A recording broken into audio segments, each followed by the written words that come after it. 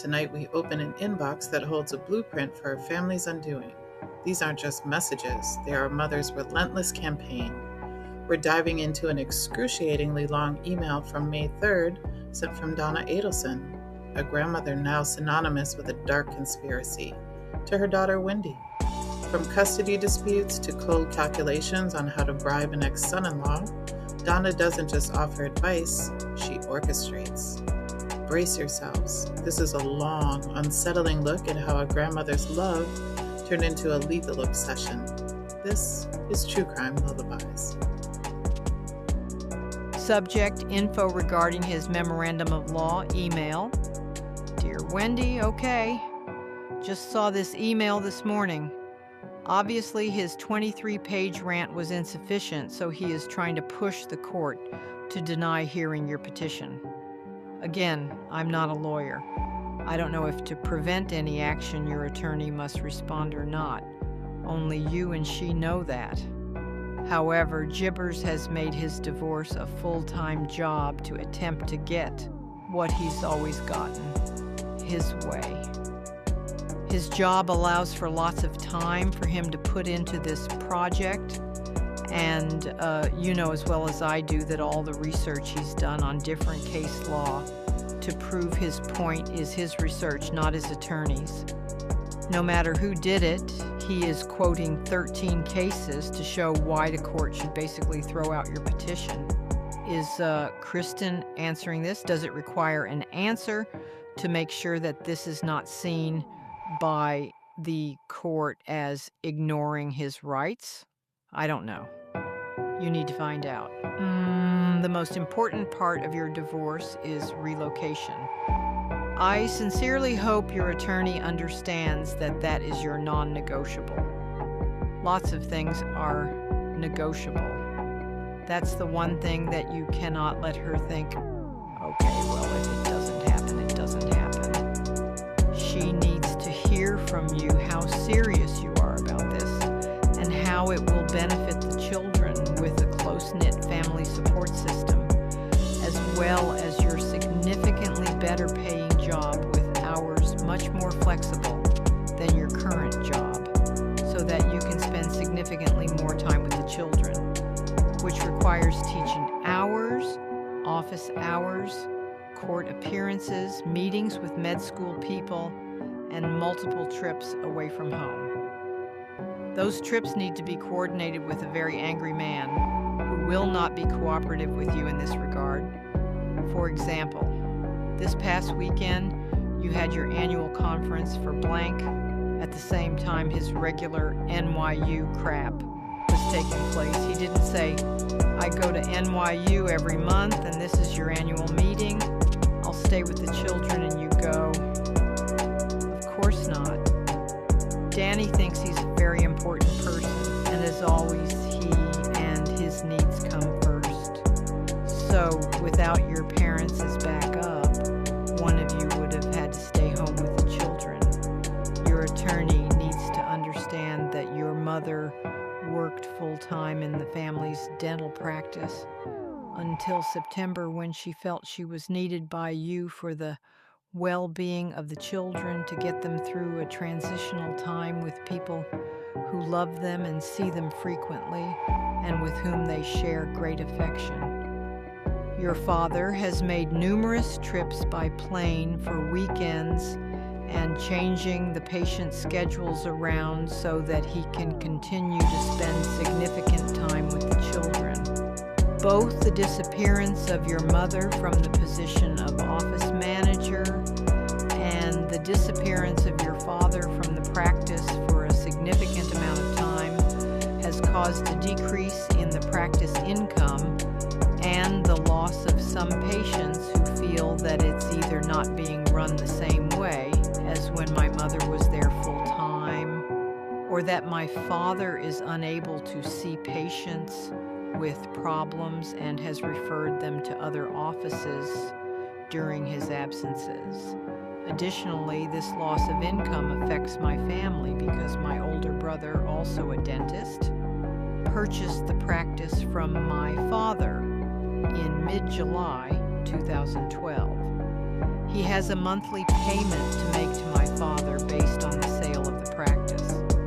It isn't fair to him to have decreasing monthly income statements from the practice due to my parents spending so much time here in Tallahassee. My brother is unmarried and is a wonderful uncle to Benjamin and Lincoln.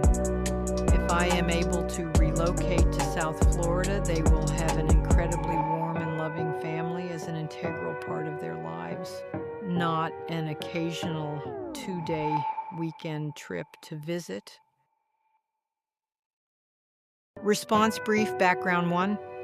This is a no-fault divorce state. So his nonsense about no marital infidelity or abuse doesn't matter. However, a hot temper and verbal abuse is what you need to emphasize that you suffered under his reign. Narcissistic personality disorder causes major problems in a marriage, especially when one believes that because he attended Harvard undergrad and Harvard Law, he's clearly better and smarter than anyone else, including you. Only an idiot like him would write that he should be the only one consulted for making decisions regarding the health, education, and religion of his children. Clearly, no one, including you, is as smart as he is in those regards. The money you moved into an account for you was exactly half to the penny of the joint account, which is marital assets. The furniture you took was the bare minimum: a bed for you to sleep on from the guest bedroom, one nightstand, and your dresser.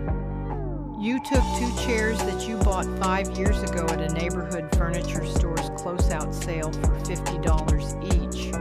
You have receipts to show all the new furniture you purchased to relocate to a safe place.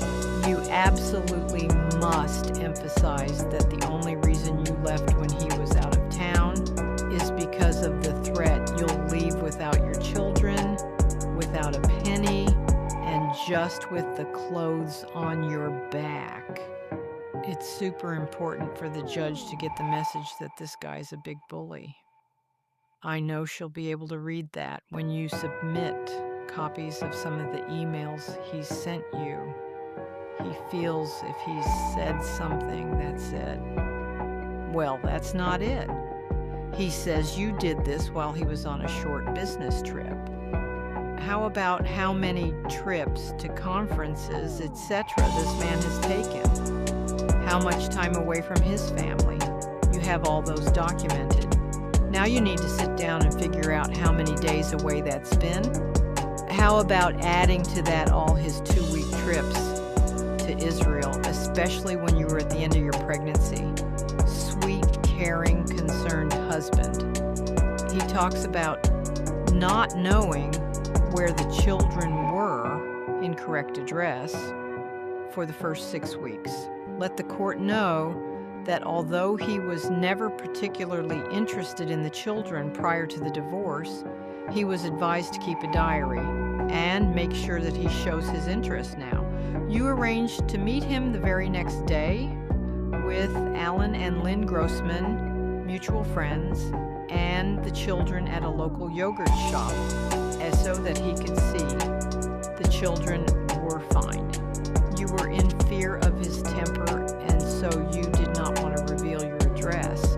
However, 4 days after the separation, you arranged to bring the children to his house, as his parents were going to be in town, and they were there for the Rosh Hashanah holiday with them.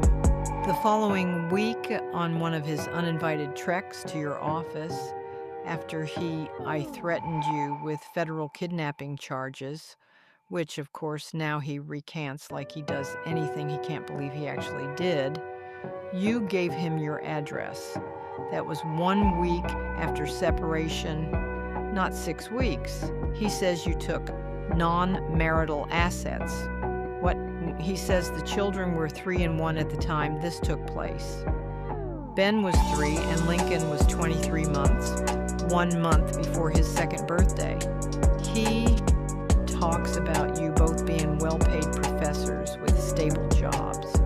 Yours is not a tenure-track job, and with the economy as it is, there is no guarantee it will be there in the future. His trash talking to various faculty members about your mental instability has also poisoned your work environment, making it extremely difficult for you to continue to function there in the same way as you previously did. Your job also pays you half of what his job pays, so on your own, it is not feasible to continue to live even in the home you are currently renting. You have borrowed a considerable amount of money from your parents and must repay it for furniture, legal fees, moving expenses, etc.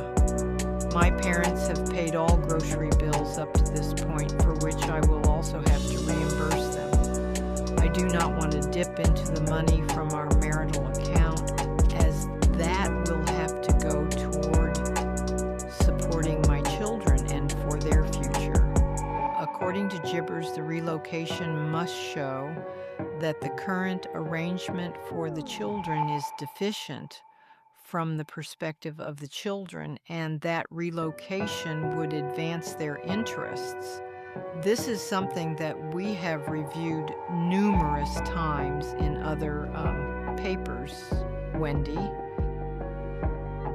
Review all that we've put together in this regard rather than have me repeat it. Obviously, the number one reason is significantly more income for you in a job that will also give you significantly more time with the children. For children at this tender age, nothing is more important than spending quality time with them, which your current job does not permit. The financial freedom which will accompany this job will allow you to provide educational and outside activities and lessons for the boys that would not be affordable under your current salary. Number two, the ability for our children to spend quality time with my parents and my mother, a retired elementary school teacher, would be a huge bonus to our children's academic and social progress. In my parents' home, each child currently has and would continue to have their own rooms with appropriate beds, furniture, books, and toys.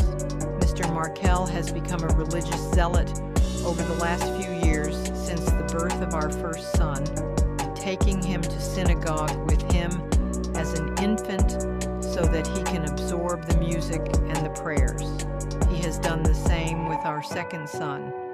This is also to show the congregation what an attentive father he is. The fact remains that the children are watched by teenage children of other congregants in a sort of playroom while the services are going on. Mr. Markel picks one of them up to come back out at certain parts of the service to hear particular hymns, and then returns them to the care of babysitters.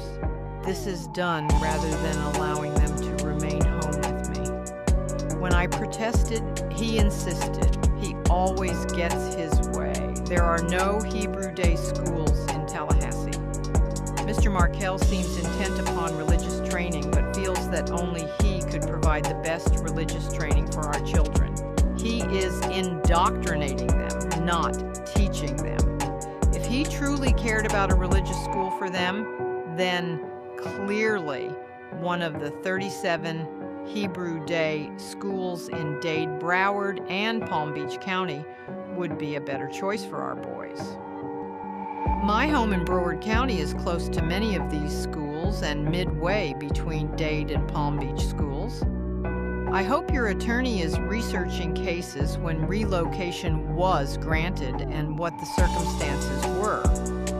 Also, all cases are different, and because one case didn't allow it, doesn't mean that should prevent another case from receiving that benefit. Danny has said on numerous occasions, when I have on my phone as a saved message, what wonderful grandparents and in-laws we've been. He knows that the children are very close to us, and we'd always be there to take care of them. What's going to happen in June when he wants to go to 3 different conferences? Don't let him go. If you do, you're enabling and facilitating your stay in Tallahassee.